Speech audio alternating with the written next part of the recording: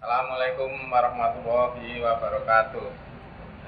Salam sejahtera untuk kita semua. Rahayu, rahayu, rahayu. Para pamirsa ingkang kula hormati, ing sonten menika kepanggihan malih kaliyan sarasihan kabudayan ingkang dipunadani dening Kawedanan Ageng Kasentanan Kadipaten Pakualaman. Ing sonten menika kanthi ira-irahan Islam kita sempurnakan. Wondene sonten menika ingkang dados narasumber kados padatan panjenenganipun Kanjeng Pangeran Haryo Dr. Kusumo Parasto. Sugeng sonten. Ing sonten menika nglajengaken sarasihan budaya ingkang sampun kaping 3 nih mboten batu. Nah, ing sonten menika nglajengaken sarasihan budaya khusus utawi babar babagan ketuhanan yang Maha Esa.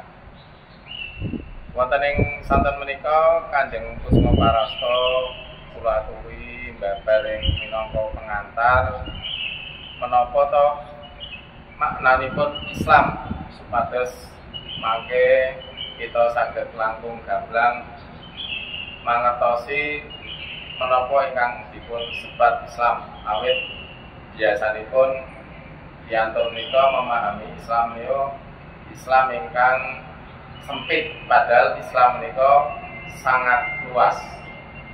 Pramila kula aturaken wekdal saha papan dhateng Kanjeng Pangeran Haryo Kusumo Parasto. Nggih, matur nuwun, Pak. Terus Islam menika luas dan dalam. Panci kathah tiyang ingkang menyatakan dirinya Islam itu dengan menyebut dua kalimat syahadat, yaitu syahadat tauhid dan syahadat rasul. Sehingga dikatakan Islam itu agama yang terakhir. Padahal mboten ngaten. Islam itu tuh semua manusia di Islam sebenarnya. Islam itu artinya tunduk kepada Tuhan Yang Maha Esa. Nika kalau di Al-Qur'an dibaca di surat Ali Imran surat 3 ayat 83. Semua tunduk kepada Allah Subhanahu wa taala. Nah, semua manusia itu dasarnya Islam karena sebetulnya mulai kita bicara ruh ketika ditiupkan ke jasad.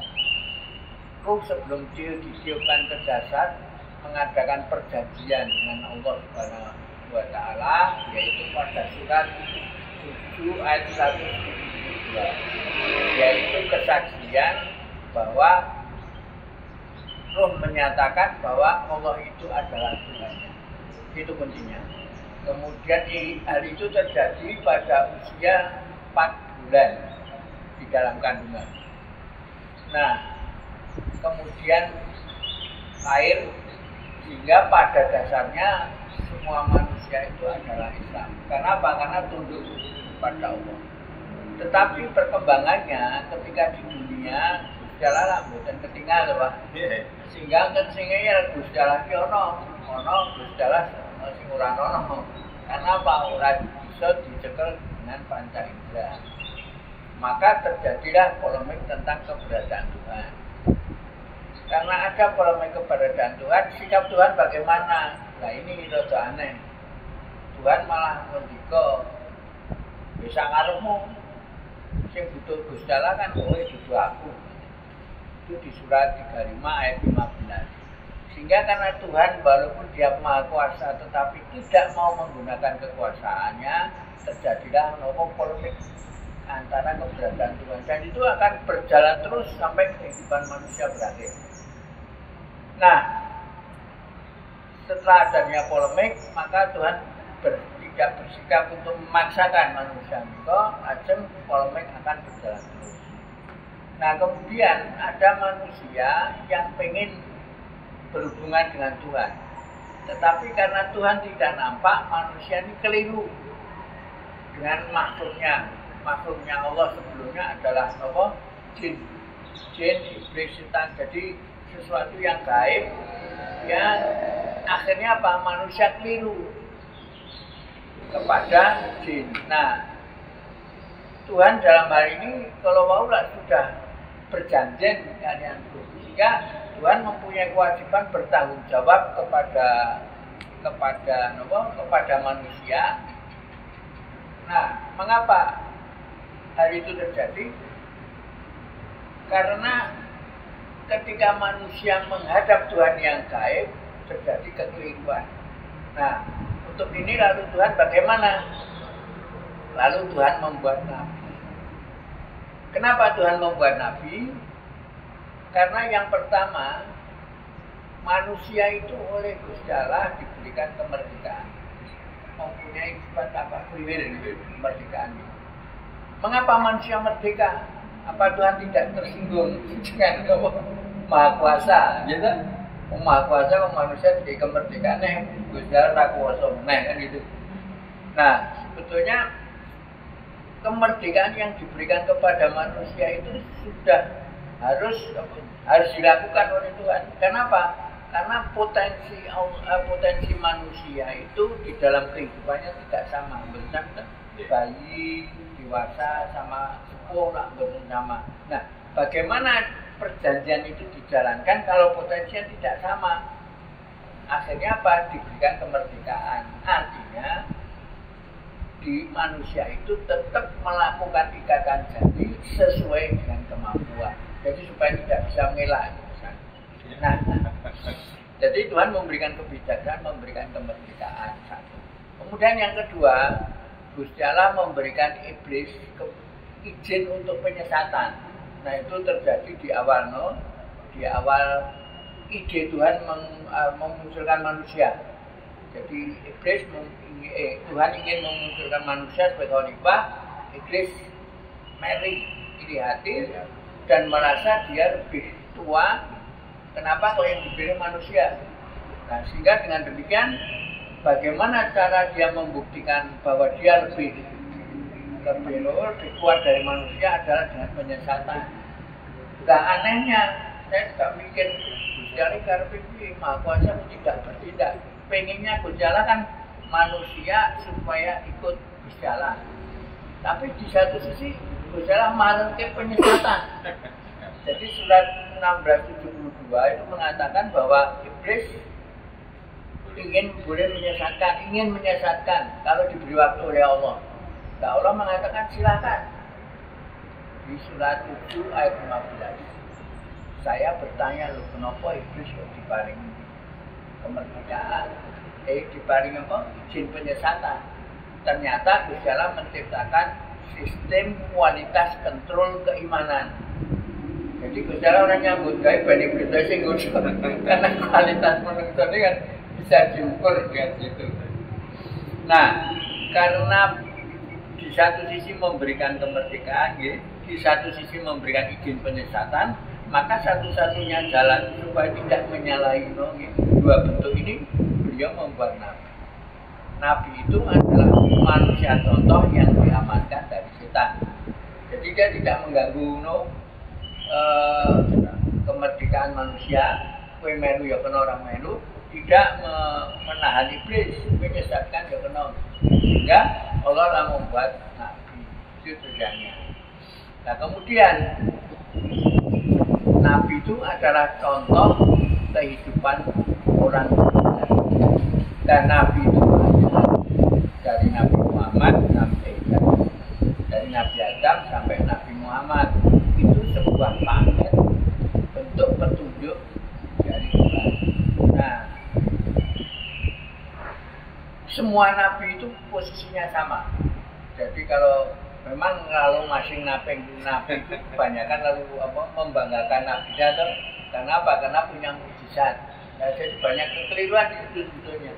Tapi sebetulnya Nabi itu sama di surat 3 ayat 84. Yang sama yaitu membuat pengesahan Tuhan. Nah, para pengikutnya ini yang menjadi masalah. Karena masing Nabi, pengikut Nabi membanggakan nabinya. Akhirnya do gelut. Nah, ini keliru lagi di situ. Nah, setelah itu sebetulnya satu paket. Nah, maksudnya Tuhan apa di dalam paket ini? Karena manusia itu nabi, karena manusia itu mati, nabi itu mati, lalu beliau manusia jalan terus, maka beliau membuat kitab dengan materi nabinya. Jadi sekali dayung 2 pulau terlampaui.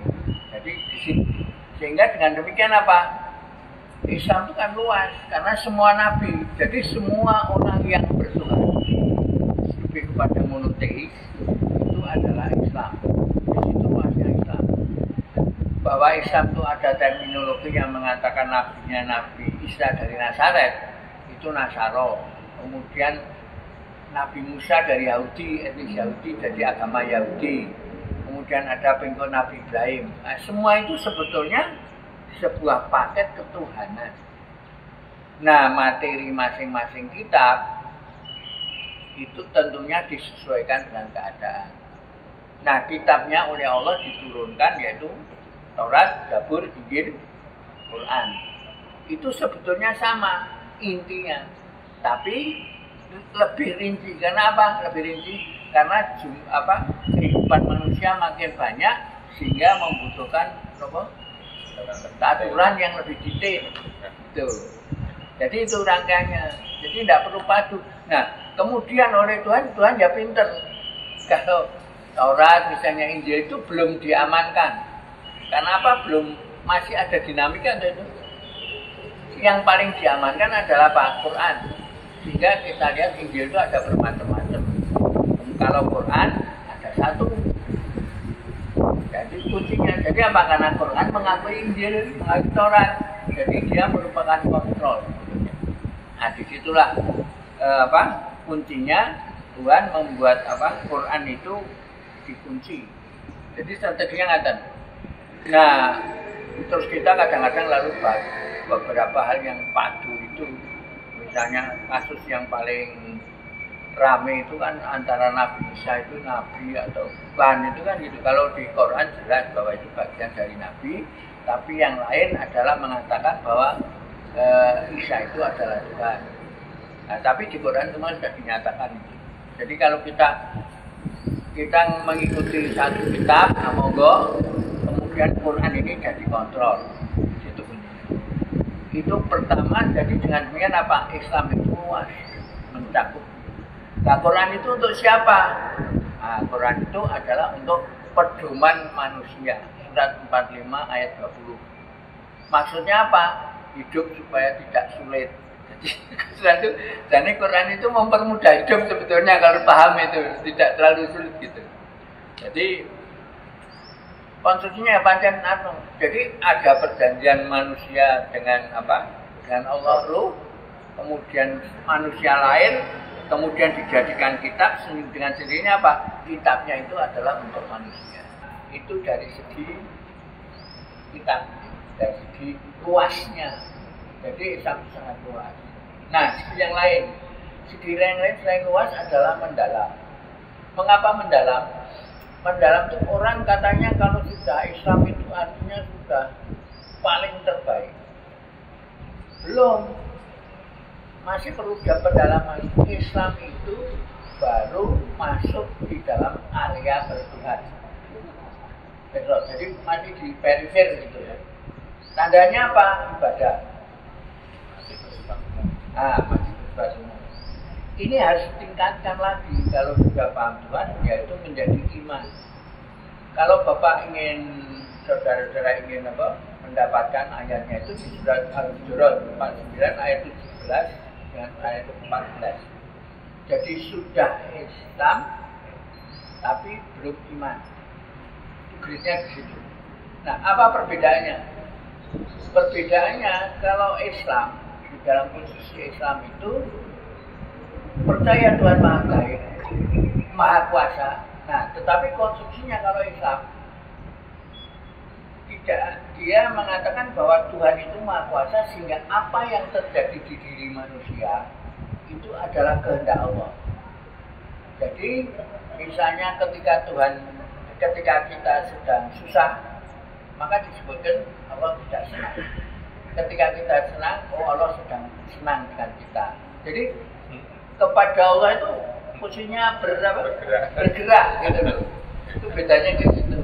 Nah, bedanya dengan iman apa?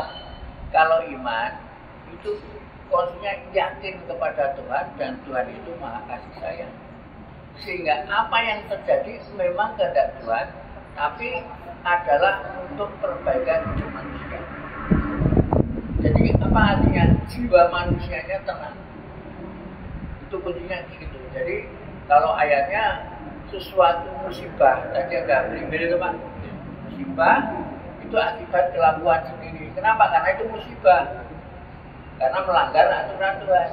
Sehingga adalah pelajaran untuk dirimu untuk berbuat lebih baik.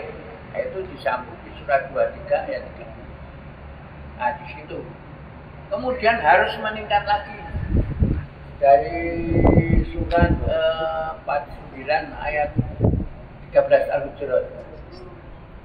Bahwa yang paling mulia adalah orang yang takwa. Yang takwa itu adalah apa? Iman plus ilmu. Iman plus ilmu itu apa? Jadi kalau iman tadi hanya yakin, tapi ilmu sudah ngerti. Jadi Allah itu sebetulnya Maha Kuasa, tapi orang salah paham.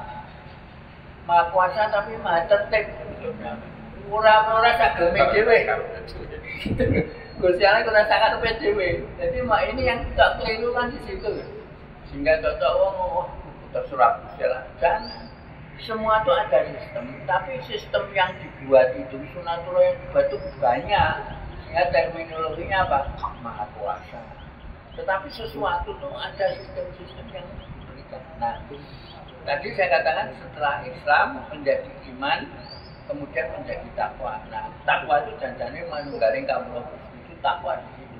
Jadi ilmu Allah sudah terserap sehingga pada tiap tindakan itu tidak takut bertambah dosa atau bertambah pahala karena semua dapat dipertanggungjawabkan.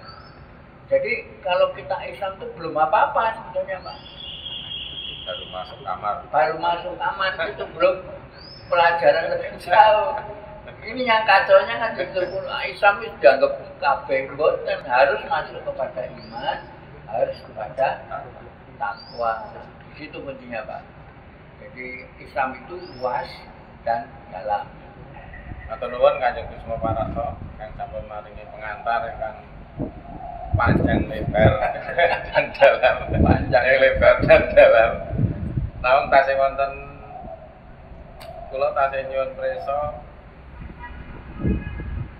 kalau mau Kanjeng Kusuma Paraso ngendika menawi pada dasarnya semua manusia adalah Islam.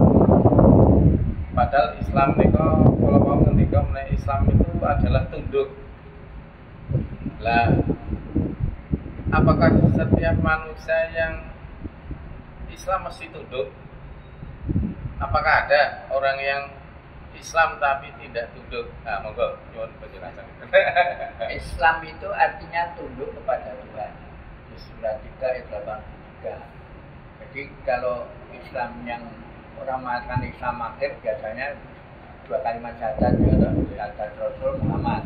Padahal menurut Islam itu terserah Rasulnya, tidak pakai Rasul pun tidak apa-apa karena ada perjanjian antara Nuh dengan Allah. Nah, ini semua orang yang tunduk kepada Tuhan itu adalah Islam. Tetapi yang tidak tunduk kepada Tuhan masuk di kafir. Artinya menolak, artinya tertutup. Jadi gitu. Jadi pengakuan kepada Tuhan itu Islam. Kalau orang sudah mengaku adanya Tuhan sebagai monoteis itu Islam. Tapi bagi yang menolak, tadi kan Tuhan itu tidak nampak. Jadi ada yang tertutup, ada yang menolak bahwa hidup kita itu ya alam ini, kita hidup atau mati. Tetapi ada yang mengatakan Islam itu tunduk kepada Tuhan. Jadi yang tunduk kepada Tuhan adalah Islam. Tapi begini Pak, wonten perjalanan ini pun karena semua orang dasarnya Islam, maka konstruksinya orang yang kafir itu jangan dimusuhi, tapi justru dirangkul, disampaikan penyampaian untuk dia agar kembali masuk Islam kepada perjanjian kepada Allah tadi di surat 172. Ada Mbak? Berarti mengatakan Islam itu baru jalan untuk menjadi iman. Oke. Dan Islam dulu masuk kepada iman. Tapi terminologi Islam itu tadi ada tunduk kepada Tuhan. Kalau iman itu yakin kepada Tuhan. Nah, tunduk kepada Tuhan sama yakin kan beda. Nah, tunduk itu tadi kesalahan persepsi. Gusti Allah Maha Kuasa sak gelem dhewe. Tetapi kalau iman tadi sudah yakin kepada Tuhan, Tuhan itu berbuat baik, rahmat dan rahim. Itu bedanya di situ. Ibadahnya podo-podo. Jadi jangan keliru nek wong ibadah itu mesti garansi iman. Belum tentu. Terus antara Islam, iman dan takwa. Masuk ke dalaman. Takwa itu paling tinggi. Ya, karena dimuliakan Allah. Lajeng ukuran pun takwa terus bagaimana? Itu sebetulnya lihat pada karakter manusianya. Jadi seperti tadi Islam itu kelihatannya masih gelisah, wong yang tidak Islam lalu diserang. Jadi terlihat pada geraknya. Orang yang sudah yakin atau yang sudah iman mereka dablek. Dablek itu karena yakin, sudah yakin. Jadi diguncang apa sudah. Tapi dia masih memperhitungkan pahala dan bisa aku ngirikin untuk pahala, ini aku dosa gitu. Langkahnya begitu. Kenapa? Belum paham konsep ilmunya Tuhan. Nah, kalau sudah mencapai takwa, dia tidak menghitung uji dan tidak menghitung pahala. Tapi semua perbuatan dapat dipertanggungjawabkan. Gitu. Berarti kalau takwa itu intinya apa yang dilakukan itu bisa dipertanggungjawabkan. Betul. Tapi kalau masih iman itu masih seperti orang dagang. Ya, ono itu sih tidak terlalu. Ya, yang terlalu yang Islam itu. Yang Islam itu yang masih bingung ya. Percaya Gusti Allah Maha Kuasa nih. Tok keliru yang menerjemahkan itu. Karena saya kalau mendengar ustadz atau kiai kadang-kadang ceramah itu kan lebih banyak gitu. Kamu kalau sholat isya atau subuh ini akan mendapatkan pahala sekian, masuk surga sekian. Nah itu berarti masih memberi pemahaman tentang Islam, belum memberi pemahaman tentang iman dan takwa. Ya. Tapi mungkin pelajarannya begitu. Kalau kita sudah ilmunya jauh lebih mendalam lagi, sudah kena kolbu. Jadi mungkin yang seperti itu karena itu masih bersifat umum ya. Jadi kalau yang sudah kalau dalam bahasa pesantren namanya belajar agama secara sorogan. Sorogan moco baca dan orang per orang. Ya. Tidak banyak itu kan ilmunya sudah disampaikan iman dan takwa tadi. Tapi kalau masih yang umum itu mungkin masih bersifat Islam. Nah sekarang saya ingin tahu sebenarnya ciri-ciri orang yang beribadah Islam itu yang bagaimana kan? Maksudnya?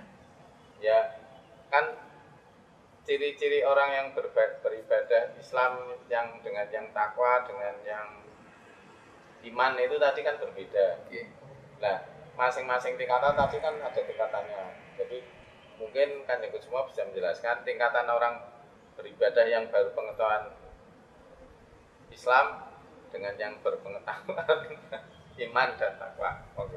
Jadi begini, kalau ibadah itu bukan ukuran. Kenapa ibadah bukan ukuran? Itu terlihat pada surat surat yang mengatakan anak yatim, yang mengatakan orang yang sholat tetapi celaka. Itu kan aneh. Sholat kok celaka. Nah, karena apa? Karena ketika dia sholat, dia tidak memahami itu, sehingga tadi masih di dalam posisi Islam. Sholat rajin, tapi kelakuannya belum menggambarkan kehendak Tuhan. Jadi begini, kadang-kadang orang berpikir kan gini, hubungan antara Tuhan harus seimbang dengan hubungan manusia dengan manusia. Sebetulnya tidak begitu. Hubungan dengan Tuhan itu mencerminkan perilaku dia terhadap manusia. Nah, ketika hubungan dengan Tuhan itu kan bentuknya ibadah. Tapi ibadah mungkin dia sergap ke masjid, tapi kelakuannya tidak menggambarkan terhadap lingkungan, tidak guyup gitu. Ya macam-macam lah, sehingga dengan demikian apa? Ya tidak mencerminkan, memang kualifikasinya dia masih Islam. Nah, jadi di dalam ibadah itu nampaknya tidak terlalu signifikan. Tidak mempengaruhi. Sedangkan maksud dari ibadah surat 2945 kan menjauhkan keji dan mungkar. Murahnya kan. Jadi kelakuan. Jadi kalau melihat kelakuan manusia melihat ibadah, tapi kita kan kadang-kadang terbalik. Justru lihat ibadahnya lalu itu kok gitu. Sebetulnya gambaran ibadah itu letaknya pada perilaku manusia itu. Ada jadi ya mudah-mudahan pengaruh ininya yang harus baik. Jadi ibadahnya baik apabila perilaku antar manusianya itu baik. Jadi surat Ali Imran ayat 112 yang saya baca. Berarti selama ini kan ada pepatah atau ada dia mengatakan hubungan manusia dengan Tuhan dan hubungan manusia dengan manusia itu harus berimbang atau seimbang, itu tidak tepat ya? Tidak tepat. Jadi hubungan dengan Allah itu mencerminkan kehidupan hubungan dengan manusia. Mengapa demikian? Karena Allah itu yang membuat segalanya tuh. Allah mencipta dan memelihara, surat 3962 itu. Jadi mestinya kita takon kepada singgawi, kira-kira ada dapat jawaban alhamdulillah gitu. Jadi berjalannya di dalam koridor kehendak dia. Jadi kalau seperti itu sebenarnya bagaimana hubungan manusia dengan Tuhan itu kan lebih banyak kepada jiwa yang berhubungan dengan Tuhan. Walaupun secara fisik juga terimplementasi dalam kehidupan sehari-hari. Nah, bagaimana sebenarnya kedudukan jiwa berhubungan dengan Tuhan dan nanti jiwa bisa mengendalikan manusia itu? Ya, kalau jiwa itu lalu kedekatan. Jadi begini, kalau ibadah atau enggak biasanya. Ibadah itu ada beberapa manfaat. Ada ibadah manfaatnya untuk fisik. Jadi itu gerak badan. Untuk orang lesu di sana. Kok gerak badan? Loh, Mas. Memang zaman dulu orang itu karena orang kuat-kuat itu mungkin tidak sholat dia. Jadi cukup meditasi orang metengkung dan itu tekan Gusti Allah itu. Gitu. Karena apa? Fisik. Tapi yang model yang akhir, model Nabi Muhammad itu adalah model yang manfaatnya paling besar untuk manusia. Yang terakhir bersama orang sujud itu untuk corona itu loh. Gitu? Itu ternyata kan semua pelajaran itu. Jadi baru diketahui bahwa naik jengking itu, sujud itu posisi ini cairan-cairan kan luar gitu. Jadi secara bertahap itu menunjukkan perbaikan. Saya juga bingung Gusjal, sholat kok ping 5 Pak Kemen kok berjalan gitu. Mikir itu kenapa? Oh ternyata di dalam situasi sekarang ini kan banyak godaan. Jadi bagaimana cara ingat kepada Allah? Ya frekuensinya ditinggikan. Jadi walaupun itu juga banyak manfaatnya. Kalau zaman dulu saya, kalau zaman mahasiswa sholat pas sampai itu pas zuhur.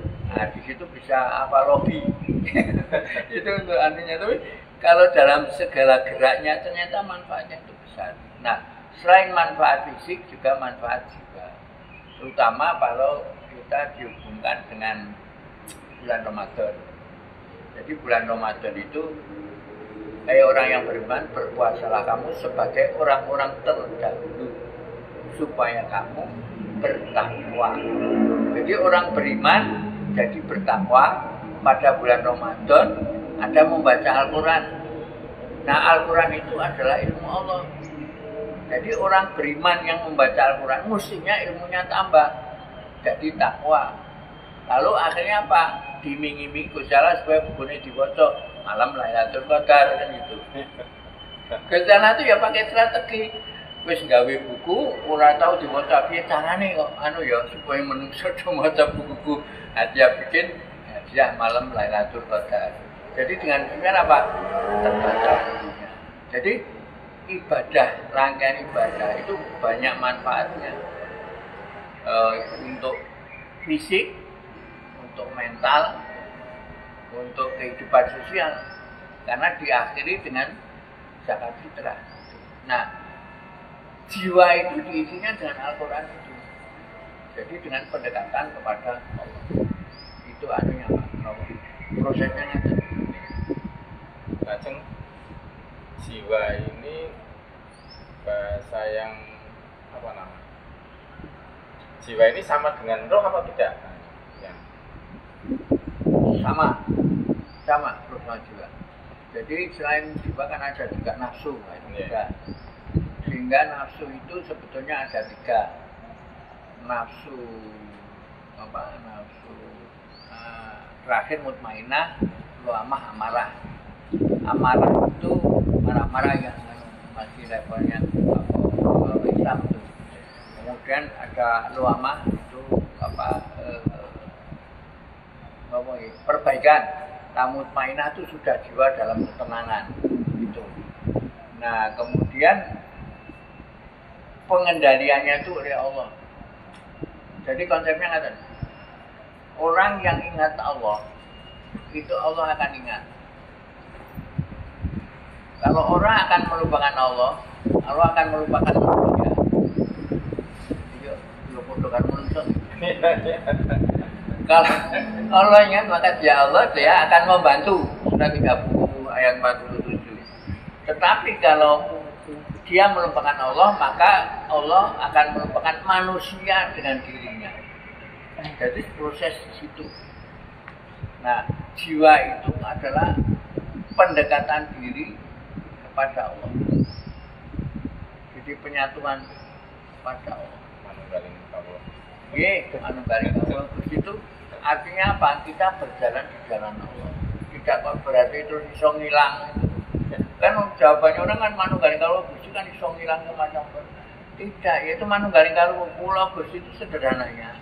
Apa yang Anda lakukan dapat dipertanggungjawabkan. Asone mati wis tanggung jawab kok kabeh bisa dipertanggungjawabkan kan itu. Sederhana kan. Jadi manunggaling kawula Gusti itu menurut saya asal apa yang kita lakukan itu sesuai dengan kehendak Tuhan. Kehendak kita sama dengan kehendak Tuhan. Yang dia lakukan sesuai dengan tata tertib Tuhan. Itu manunggaling kawula Gusti. Ya. Lalu bagaimana kalau saya kadang-kadang mendengar kembali ke bahasa Islam. Saya mendengar kadang-kadang terminologi Islam kafah itu. Islam kafah itu ya takwa itu. Oh, Islam yang bertakwa. Itu berarti sudah sampai tingkatannya. Iya. Jadi kalau Bapak Pirsa apa? Kalau saya umpamakan nongko, pitnya jenenge apa? Pit nongko tuh. Woi yang pertama kali apa jenenge?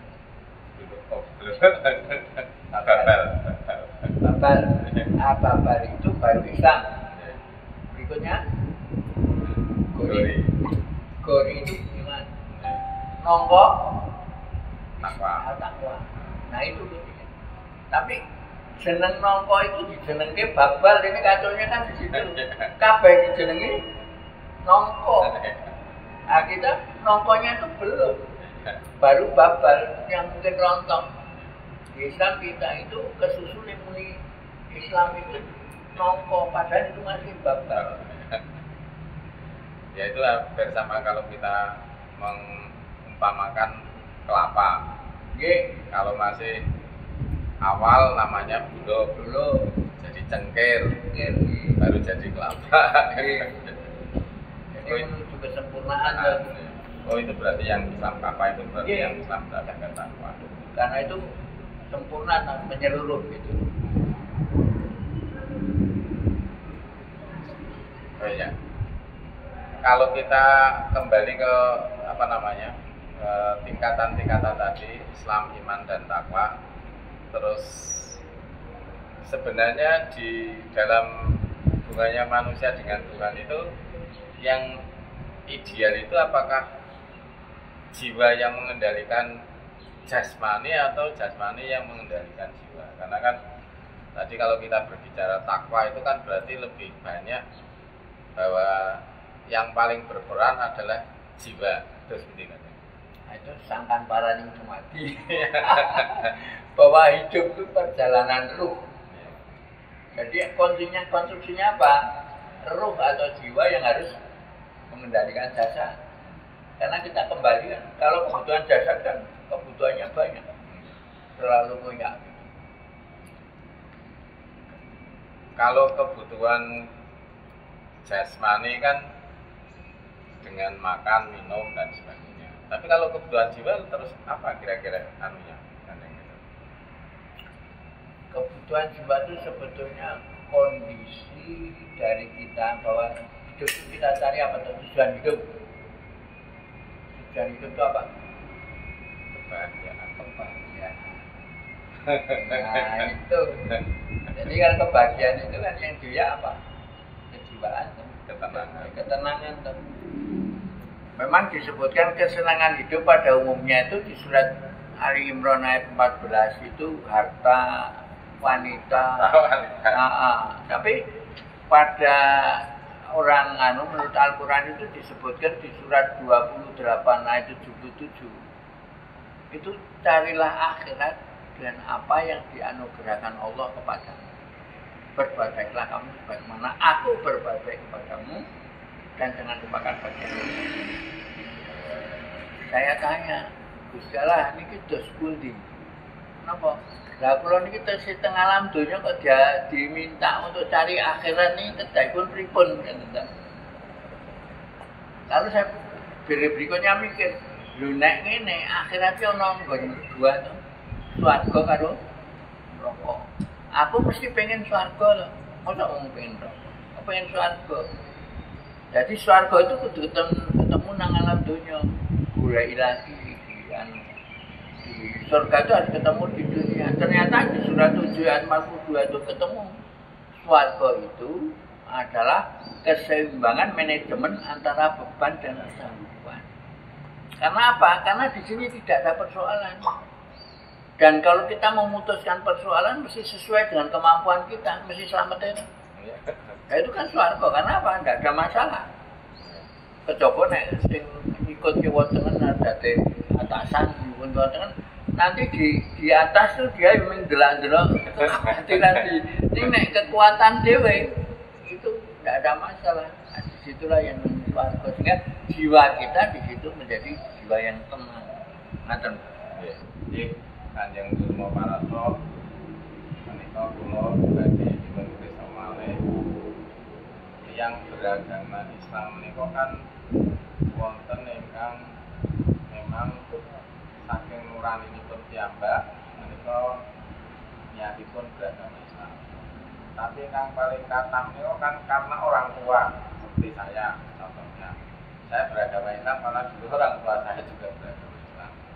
Nah, beragama Islam itu karena mengikuti orang tua kadang-kadang kesadarannya untuk beragama Islam kurang. Contohnya saya sendiri belajar agama itu setelah dewasa.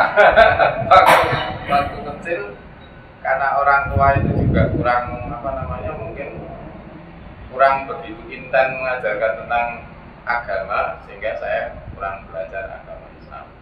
Jadi kita beragama Islam itu memang sebagian besar adalah karena mengikuti, baik mengikuti orang tua, saudara, atau mengikuti lingkungan.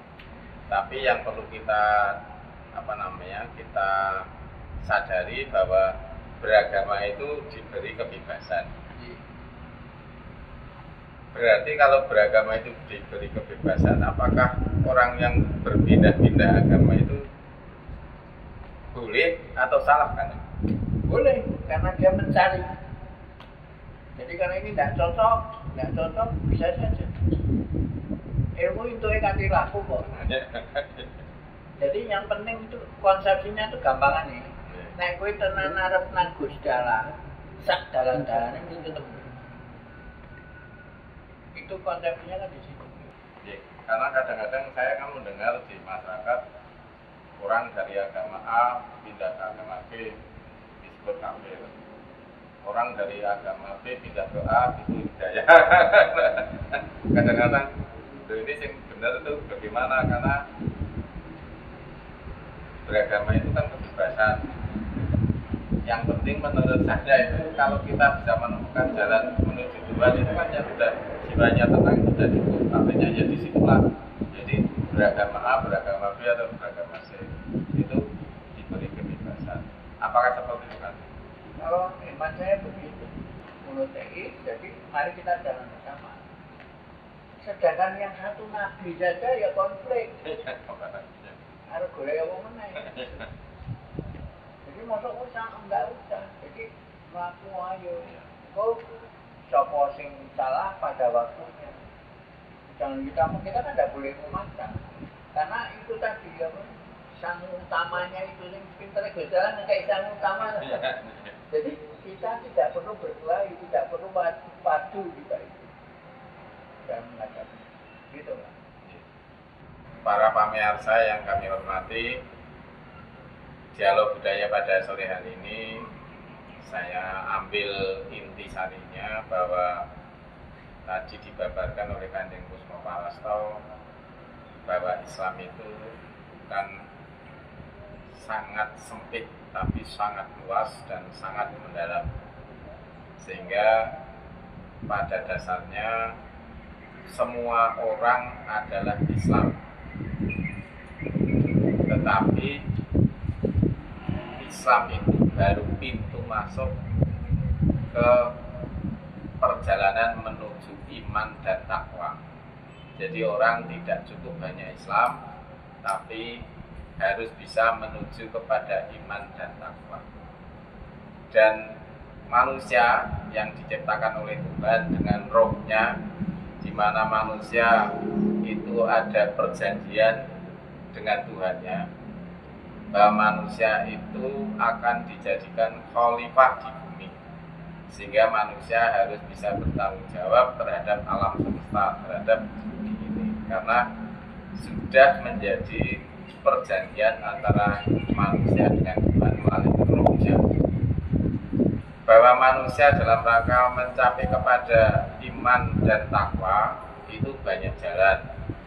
Jadi orang itu tidak harus dalam satu jalan, tapi itu satu paket, tapi jalannya bisa berbeda-beda, karena setiap manusia itu mempunyai jalannya sendiri-sendiri terhadap Tuhan Yang Maha Esa, tapi paket jalannya sama. Kemudian bahwa setiap manusia itu bebas beragama. Jadi orang itu pindah agama satu ke agama yang lain itu tidak salah. Tapi kalau orang yang betul-betul beriman, percaya kepada Tuhan dengan akal dan yakin, maka saya punya kesimpulan bahwa orang itu tidak akan berpindah-pindah. Demikian mungkin yang bisa kami simpulkan, dan kami mengucapkan terima kasih kepada Kanjeng Pangeran Kusmo Parasto. Terima kasih karena beliau telah berkenan menjadi narasumber pada Sarasehan Budaya di Kadipaten Pakualaman, dan mudah-mudahan Sarasehan Budaya ini bisa tetap berlanjut sehingga pembabaran tentang kitab bertuhan bisa semakin mendalam dan semakin luas. Terima kasih. Wassalamualaikum warahmatullahi wabarakatuh. Salam sejahtera. Rahayu.